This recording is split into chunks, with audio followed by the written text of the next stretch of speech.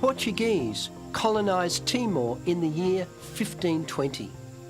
They built forts to stop a Dutch invasion of the colony.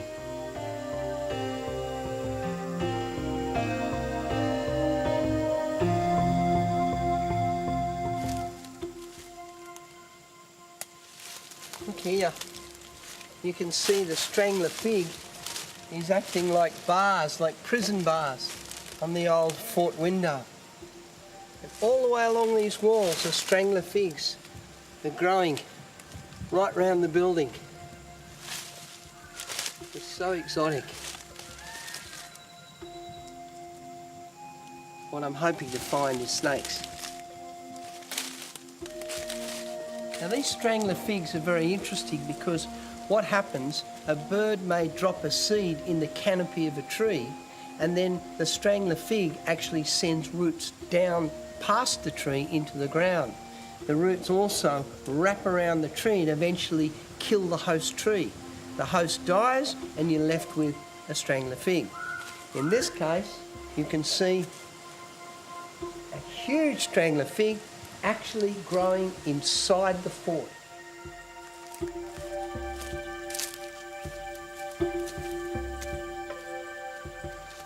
The old Portuguese forts are now dominated by jungle vegetation. The historic ruins are also home to venomous vipers.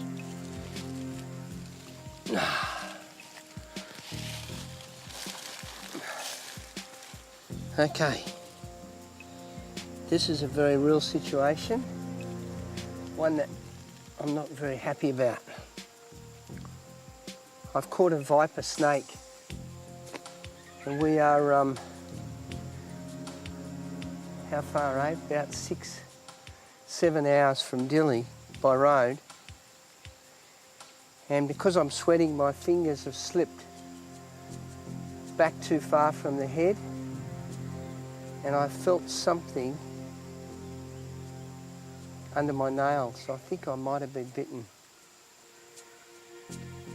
Now if I release the snake and bring my hand out quickly, there's a chance I'll get venomated again. The question is it a dry bite or a wet bite? In other words, did I cop a dose of venom or not? I just felt a slight prick under the nail.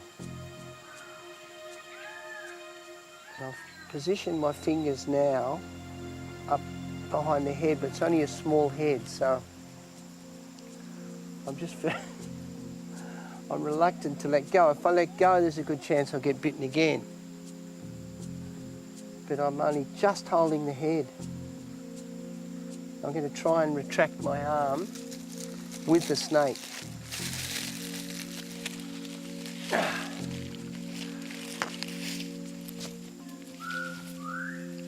And because it's curled around my arm, it's stopping me from pulling my arm out.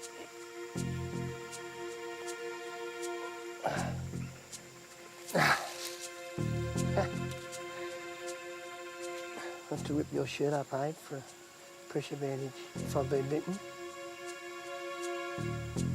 And I'm going to need water. Out you come. Out you come. Out you come. Oh. Oh. Look what's under my nail. It's a thorn.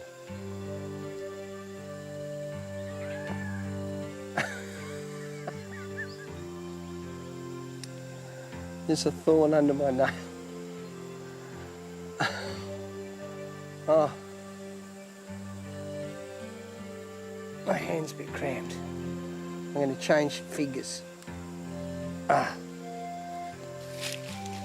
Okay. There's no bite. A bit worried then. Okay, what we've got here is a Timor viper, and they are venomous. They're not highly toxic. They certainly make you very sick, and at my age I don't want his venom in my blood. And you can see that there's not much definition between the neck and the head, so they're hard to hold on to. The interesting thing is I'm noticing there's quite a bit of pressure when the animal wraps its body around my wrist. So when they attack something, they must not just venomate it, they must also constrict it. And these creatures would feed on everything from little tiny mice to geckos. And they have fangs that face backwards, being a viper, not like an elapid which have fangs in the front of the jaw.